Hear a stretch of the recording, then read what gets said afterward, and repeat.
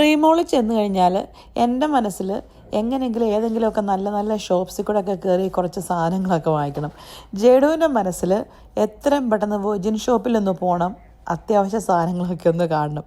ജെസ്സിയുടെ മനസ്സിൽ ഇതുങ്ങളെ എത്രയും പെട്ടെന്ന് ഇവിടെ നിന്ന് ചാടിച്ചു കൊണ്ട് വീട്ടിൽ കൊട്ട കയറ്റണം. ഇതാട്ടോ.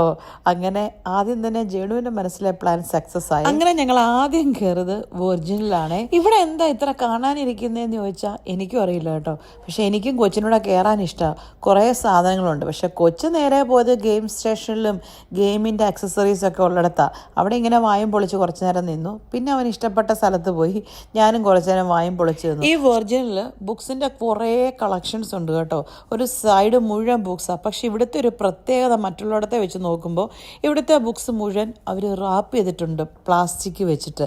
എന്ന് വെച്ചാൽ നമുക്ക് ചുമ്മാ അതിൻ്റെ 1-2 പേജ് പോലും മറിച്ച് എങ്ങനെ ഉണ്ടെന്ന് പോലും വായിച്ചു നോക്കാൻ പറ്റത്തില്ല. അതെന്താ അങ്ങനെ? പ്രത്യേകിച്ച് നമ്മളൊരു ഷോപ്പിൽ ചെന്ന് കഴിയുമ്പം ആ ബുക്സ് അവിടെ ഇരുന്ന് വായിച്ചു തീർക്കത്തൊന്നുമില്ലല്ലോ. അതിൻ്റെ 1-2 പേജൊക്കെ ഒന്ന് വായിച്ച് നോക്കിയാലല്ലേ അറിയത്തുള്ളല്ലേ ഈ ബുക്സ് കൊള്ളാവോ ഇല്ലയോ എന്ന്. എനിക്ക് അതിൻ്റെ ലോജിക്ക് മനസ്സിലായില്ല കേട്ടോ. അങ്ങനത്തെ വലിയ വലിയ ഭാരിച്ച കാര്യങ്ങളൊക്കെ ആലോചിച്ച് നമ്മളെന്തിനാണ് നമ്മുടെ തല പുണ്ണാക്കുന്നത്? അങ്ങനെ വെർജിനിയിൽ നിന്ന് ഇറങ്ങിയേ കണ്ടില്ലേ, അപ്പൻ്റെ മോൻ്റെയും പോക്ക് കണ്ടു കഴിഞ്ഞാൽ അവരുടെ കാര്യങ്ങളൊക്കെ കഴിഞ്ഞു. സിനിമയ്ക്കും പോയി, വെർജിനിലും കയറി. ഇനി അമ്മ കയറിയാലെന്ത് കയറിയില്ലേലെന്ത് എന്നൊരു ആറ്റിറ്റ്യൂഡാണ്. ചില നേരത്തെ ഇവന്മാരുടെ പ്രവൃത്തി കണ്ടാൽ തോന്നും ഇവന്മാരെന്നെ തവിട് കൊടുത്ത് വാങ്ങിച്ചതാണ്.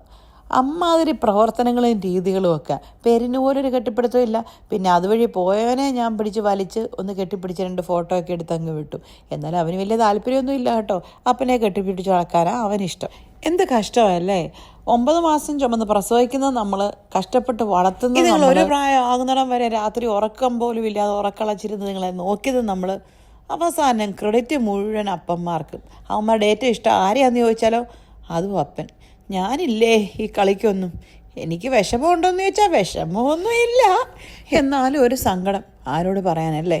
വെറുതെ എൻ്റെ സങ്കടം പറഞ്ഞാൽ നിങ്ങളെ ഞാൻ വിഷമിപ്പിക്കുന്നൊന്നുമില്ല. അപ്പം ശരി, എന്നാൽ പോയച്ചു വരാം.